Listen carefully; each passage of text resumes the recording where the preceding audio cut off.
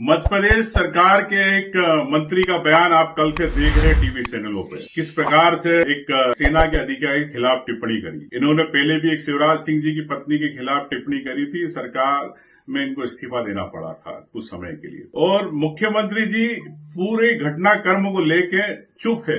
मध्य प्रदेश के मुख्यमंत्री मोहन यादव जैसा उनका नाम है, लगता मौन है। लेकिन हाईकोर्ट जबलपुर ने इस बारे में तत्काल संज्ञान लिया और विजय शाह जी पे एफआईआर दर्ज करने के आदेश दिए। क्या मुख्यमंत्री जी, हाईकोर्ट ने तो अपना काम कर लिया, लेकिन आप ऐसे जो मंत्री जो खुलेआम सेना का अपमान कर रहे, सेना के अधिकारियों को अपमान कर रहे, आप चुप क्यों हैं?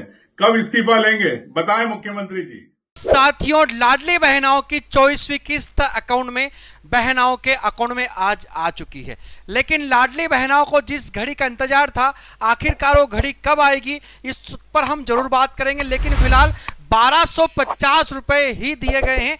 हम सभी की उम्मीद थी कि 1500 इस बार आने वाले, लेकिन 1500 बहुत जल्दी होंगे, 2100 फिर 3000 बहुत जल्दी होंगे। लेकिन फिलहाल 3 बड़े उपहार यहां पर लाडली बहनाओं को मिले हैं। इसी के साथ में रोजगार के लिए मोहन सरकार प्रयत्नशील है और इस समय रोजगार को ध्यान में रखते हुए बड़े इंतजाम करे जा रहे हैं। रोज अन्य राज्यों में दौरा, विदेश में दौरा, ये बता रहा है कि मध्य प्रदेश में रोजगार आने वाला है। इसी बात को ध्यान में रखते हुए 1250 और महिलाओं के साथ एक बड़ा धोखा भी हुआ है साहब। पैसा होना था 1500, लेकिन हुआ कितना?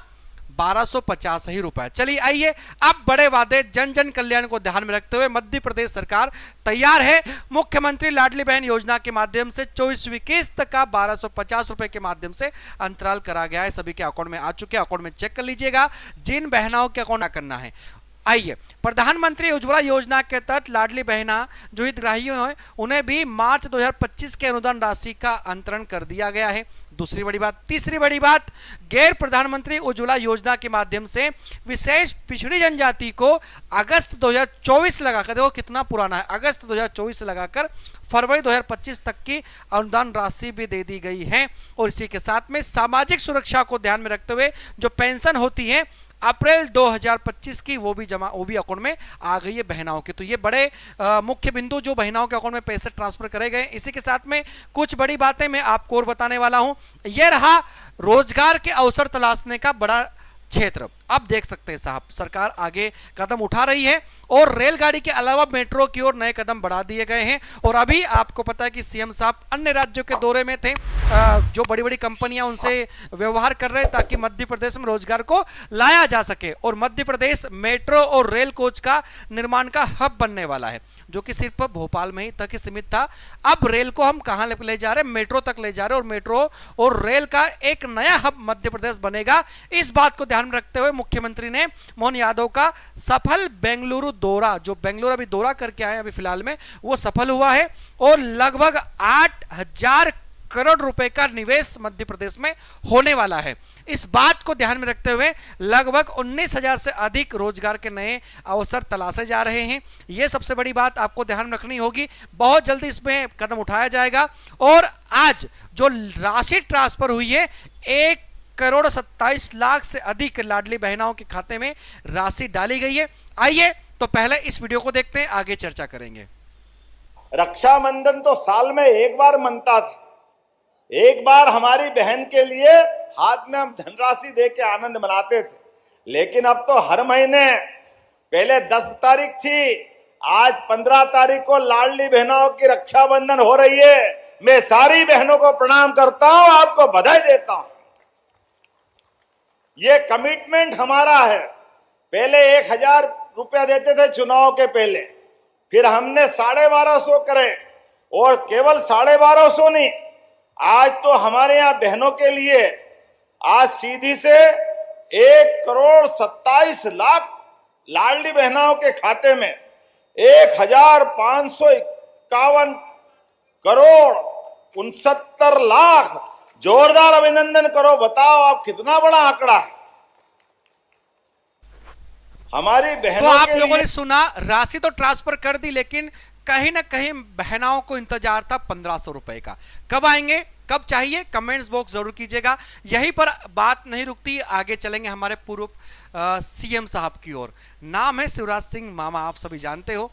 देर नहीं करते हैं, किसानों के लिए गरीबों के लिए, आर्थिक रूप से कमजोर के लिए हमेशा तैयार रहते हैं। और इसी बात को ध्यान में रखते हुए प्रधानमंत्री आवास योजना जो है ग्रामीण पात्रता के लिए कई शर्तें यहां पर रखी जाती थी, लेकिन सरकार इसमें कदम उठा रही है और शर्तों को बहुत सरल करने का प्रयास कर रही है। शिवराज सिंह ने जो बात कही वो सुनाने वाला हूं, लेकिन उसके पहले प्रधानमंत्री आवास योजना में जो ग्रामीण की पात्रता के लिए पहल की गई है, कई शर्तें ऐसी नियम थे, अब उन्हें सरल बना दिया गया है। अब इस बात को लेकर शिवराज सिंह चौहान ने जो कहा है वो स्टेटमेंट सुनिएगा, फिर हम आगे भी बढ़ेंगे।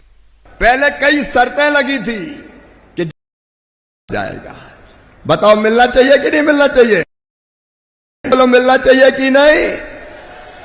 और दूसरी तरफ एक और नियम बना था, मेरी बहनें बैठी है दीदियां, एक नियम बना था कि 10,000 रुपया से ज्यादा आमदनी हो जाए तो मकान नहीं देंगे।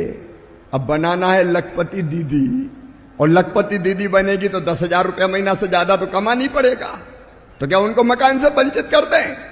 नहीं, प्रधानमंत्री जी ने कह दिया, हमने तय कर लिया कि जिनकी 15,000 रुपया महीना तक भी आमदनी होगी उनको भी पक्के मकान दिए जाएंगे। मोर आवास मोर अधिकार। और तो आप तीसरी लोगों बात ने सुना शिवराज सिंह चौहान को, और शिवराज सिंह चौहान की राह पर निकल चुके हैं मोहन सरकार। साथियों, अभी एमपी बोर्ड का रिजल्ट आया है, आप देखिए अभी एमपी बोर्ड का जो रिजल्ट आया है, इस एमपी बोर्ड के रिजल्ट में 10वीं की कक्षा में जो सबसे बड़े ज्यादा अच्छे अंक लेकर टॉपर है, जिसका नाम है प्रज्ञा जायसवाल, को 1 लाख रुपए दिया है एमपी गवर्नमेंट ने। आइए इस वीडियो को सुनते हैं, फिर आगे बढ़ेंगे। ये जो 500 में से 500 बच्ची को मिले हैं, मेरी अपनी ओर से भी बच्ची को 1 लाख रुपए देने की घोषणा करता हूं, हमारी अपनी बच्ची के लिए। इसी प्रकार से जिन्हें 12th बोर्ड में भी पास किया, तुम 10th बोर्ड में हो ना बेटा, 10th बोर्ड 11th बोर्ड दोनों बच्ची को 1-1 लाख रुपए देने की घोषणा करता हूं, उसको भी अलग से देते हैं। जोरदार अभिनंदन करो हमारी बच्ची के लिए।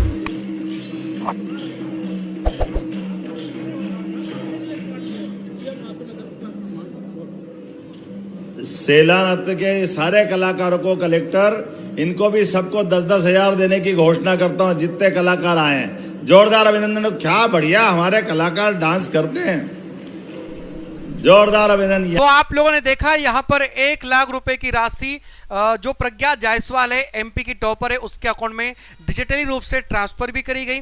इसी के साथ में आप लोग देखोगे अभी विवाद चल रहा है भारत पाकिस्तान को, और उमर सिंगार ने यहां पर बड़े बयान दिए हैं, बड़ी बात कही कि बहुत जल्दी पीओके भारत का हिस्सा होने वाला है। आइए आप देख सकते हैं पीओके कब बनेगा भारत का हिस्सा, इस पर जो प्रतिक्रिया दी है, पहले वो क्लिप सुनिए फिर आगे बढ़ेंगे। पाक अधिकृत कश्मीर वो भारत का हिस्सा कब बनेगा, भारतीय जनता पार्टी बताए। तिरंगा यात्रा कर रही है, लेकिन क्यों कर रही है?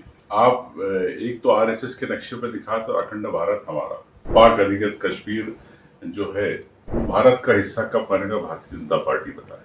तिरंगा कब उस पाक अधिकृत कश्मीर पे लहराएगा? मैं तो कहता हूं कि अगर सेना को अगर केंद्र सरकार खुली छूट देती तो पाक अधिकृत कश्मीर भी आज हमारा होता। लेकिन भारतीय जनता पार्टी, केंद्र की सरकार जिस प्रकार अमेरिका हो कि किसी के दबाव में युद्ध विराम किया, तो जनमानस देश का आप देख रहे हैं, उनकी भावना देख रहे हैं। और इसी के साथ मध्य प्रदेश सरकार तैयार है रोजगार के रास्ते खोजने के लिए। इस बात को ध्यान में रखते हुए पशुपालन, दुग्ध उत्पादन में सरकार नए कीर्तिमान स्थापित करने जा रही है। मध्य प्रदेश में दुग्ध उत्पादन को लेकर जो 9% की बढ़ोतरी है उसको बढ़ाकर 20% बढ़ोतरी पर ले जाना है। सीएम साहब ने इस पर बड़े बयान दिए। सरकार की मंशा साफ क्लियर है, रोजगार के रास्ते जहां से तलाशे जाएंगे, स्वरोजगार जहां से मिल सके तलाशे जाएंगे। तो आइए मोहन सरकार की ओर से क्लिप को सुनते हैं, फिर आगे बढ़ेंगे। मान के चलो हमारा अभी दूध उत्पादन मध्य प्रदेश का अभी 9% है। हमारी योजना के बलबूते पर इसको 20% तक करने वाले, 20% तक। जिनके घर गाय वो गोपाल, जिनके घर गाय का कुल वो घर घर गोकुल। हम तो गोकुल वृंदावन वाले है ही के नहीं, आनंद से बोलो। आलकी की पालकी। आने वाले समय में हजारों साल से इस देश में दूध और दही की नदियां बहती थी, इसलिए कामधेनु योजना के माध्यम से जो गोपाल हैं, गाय पालन करना चाहते हैं, पशुपालन करना चाहते हैं, 25 गाय का 1 यूनिट, जैसे उद्योग वालों को सब्सिडी देते हैं, कारखाने वालों तो को साहब आज का समाचार यहीं पर हम समाप्त करेंगे, लेकिन कहीं नहीं जाइएगा। मध्य प्रदेश के गवर्नमेंट एग्जाम्स की तैयारी करने के लिए आप दीप्ति सिंह एकेडमी के एप्लीकेशन को डाउनलोड कर सकते हैं। शिक्षक बनना चाहते हैं, वर्ग 3 चयन परीक्षा आपको यहां पर मिल जाती है, बुक्स वगैरह, कोर्स वगैरह सारी सुविधाएं हैं। अन्य कोर्स की तैयारी भी आप दीप्ति सिंह एकेडमी के साथ में जुड़कर इसी प्रकार कर सकते हो। चाहे आपको पटवारी बनना हो, पुलिस कांस्टेबल बनना हो, छात्रावास अधीक्षक बनना हो, या फिर आपको शिक्षक बनना हो, आपकी सारी तैयारी दीप्ति सिंह एकेडमी के माध्यम से कराई जाती है। यह विश्वसनीय संस्था आप लोगों के साथ में हमेशा जुड़ी रहेगी। इसी प्रकार सरकार से जुड़े मुद्दे आप लोगों के बीच में हम लेकर आते रहेंगे। रोजाना शाम को 6 बजे जुड़िए, बिल्कुल ना जुड़ना बिल्कुल ना भूलें। धन्यवाद।